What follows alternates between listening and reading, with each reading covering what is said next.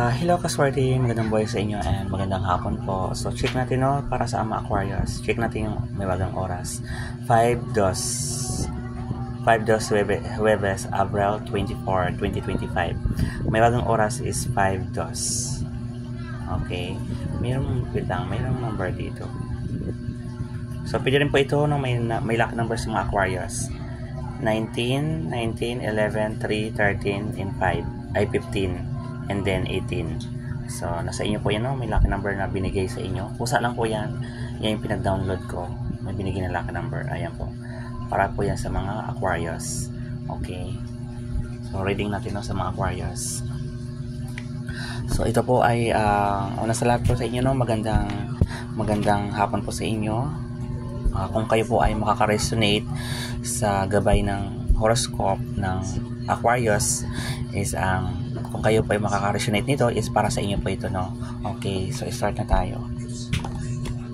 Okay, so iba sa inyong Aquarius, no, is may mga iniisip or malalim ang iniisip.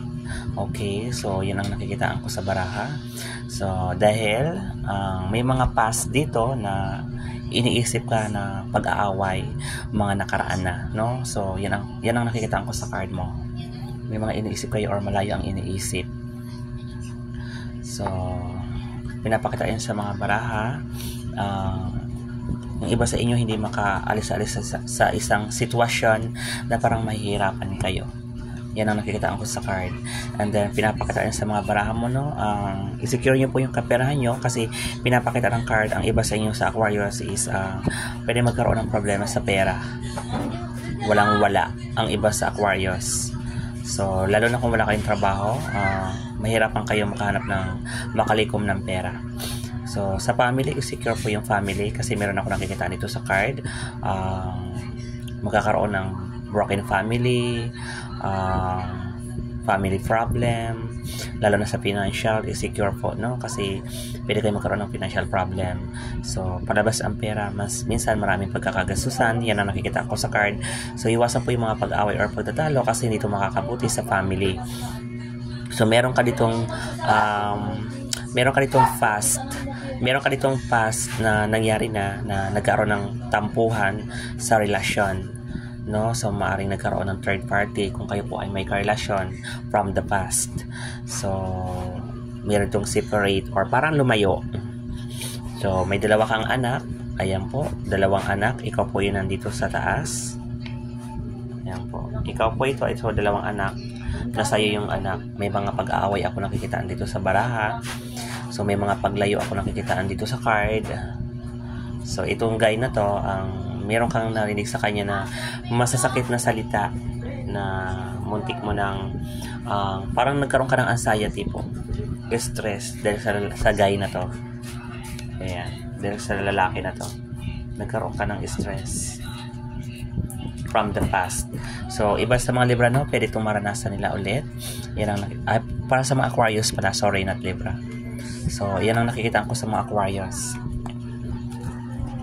So, tuloy lang po, no? Kung ano yung mga nasimulan mo, tuloy ka lang po.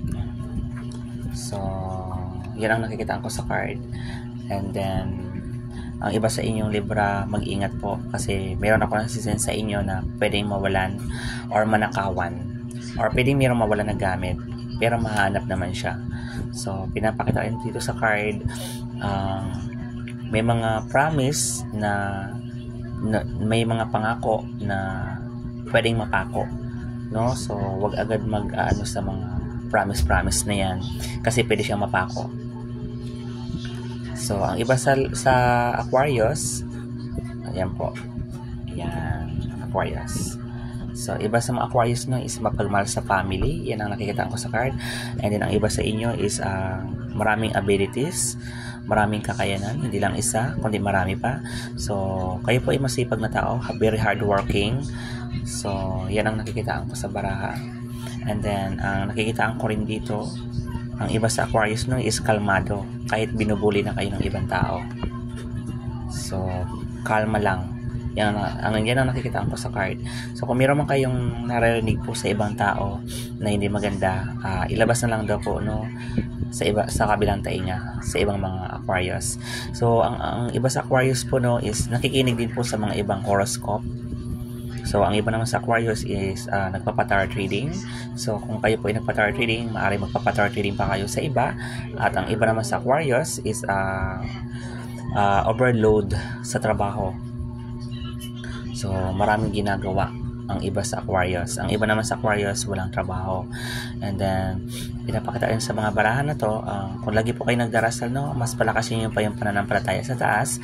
Maaaring magkaroon kayo ng nightmare or maaring gawang kayo ng maaring meron nagwiwish sa inyo na hindi maganda. So kung lagi kayo nagdarasal, mas palakasin niyo pa yung pananampalataya sa taas upang hindi din kayo tamaan tulad po ng kulam, barang, palipad, hangin, usog. Okay? So, may mga pagsubok na dumarating sa Aquarius pero kaya naman malampasan. Yan ang nakikitaan ko dito sa baraha. So, may sunog po ako nakikitaan dito na pwede magkaroon ng sunog sa lugar ninyo. Kung di sa lugar, maaaring meron kayo makikita sa mga news or social media na mga may nasusunog ng mga kabahayan. So, pwedeng mga tindahan, restore, mga ano. So, pwede magkaroon ng sunog. Okay, so pinapakita rin sa mga Aquarius no, ang iba sa inyo maging painom ng tubig kasi maaaring magkaroon kayo ng problema sa tubig or parang magkakaroon kayo ng dehydrate. At saka maging plasimba din po no, yung mga Aquarius. Yan ang nakikita ko sa card. At ang iba naman sa Aquarius is palasimba or nagsisimba. So, sa Aquarius naman, may nakikita na ako sa card no, na maaaring meron kayo maramdaman sa leeg or ulo na pain. So, meron din ako nakita sa ibang Aquarius na parang magkakaroon ng acid. So, may nakikita na ako dito na parang paglaki ng tiyan na parang blatted. Makakaramdam din po kayo ng pagsakit sa ulo, pagsakit sa likod, pero malalagpasan naman siya. So, ang iba sa Aquarius, meron ako nakita dito sa card, maaari magkaroon kayo ng sigalot or sama ng loob sa family. Iwasan po yun, no? Kasi yung mga pag-away, iwasan po. Pwede pa kasi yun maging dahilan para gamitan ka po ng